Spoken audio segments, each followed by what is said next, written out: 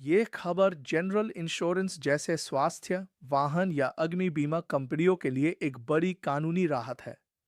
सरकार ने एक ऐसी तकनीकी खामी को दूर कर दिया है, जिसकी वजह से इन कंपनियों को भारी टैक्स का नुकसान झेलना पड़ता था। नॉन लाइफ इंश्योरेंस बिजनेस के लिए फेयर प्ले नियम बिजनेस की दुनिया में एक सामान्य नियम है। अगर आप किसी खर्चे जैसे विज्ञापन या मरम्मत का भुगतान करते हैं, लेकिन उस पर डीडीएस काटना भूल जाते हैं, तो सरकार उस खर्च को आपकी कमाई से डिडक्शन की अनुमति नहीं देती। इससे आपका टैक्स बढ़ जाता है। अभी क्या समस्या थी?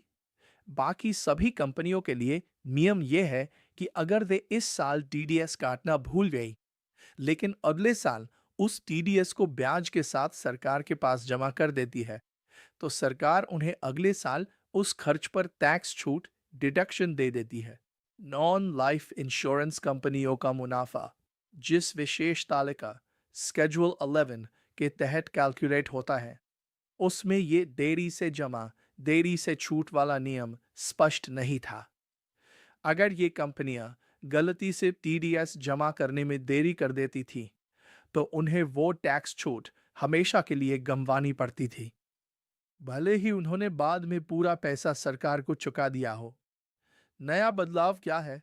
सरकार ने अब स्केड्यूल 11 में बदलाव कर दिया है, ताकि इंश्योरेंस कंपनियों को भी बाकी बिजनेस की तरह बराबर का हक मिले।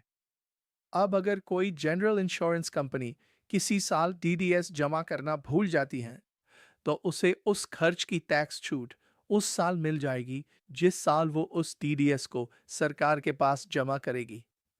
अब इंश्योरेंस कंपनियों को सिर्फ एक छोटी सी तकनीकी गलती की वजह से अपने जायज बिजनेस खर्चों पर हमेशा के लिए टैक्स बेनिफिट नहीं खोना पड़ेगा। ये बदलाव टैक्स कानून को अधिक न्यायपूर्ण बनाता है, जिससे इंश्योरेंस कंपनियों पर पड़ने वाला अनावश्यक टैक्स का बोझ कम होगा और उनकी अकाउंटिंग प्रक्रिया सरल हो जाएगी।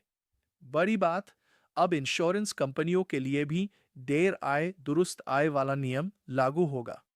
अगर टैक्स जमा करने में देरी हुई, तो पेनल्टी तो लगेगी, लेकिन टैक्स छूट का अधिकार नहीं छीना जाएगा। ये नया नियम 1 अप्रैल 2026 से प्रभावी होगा।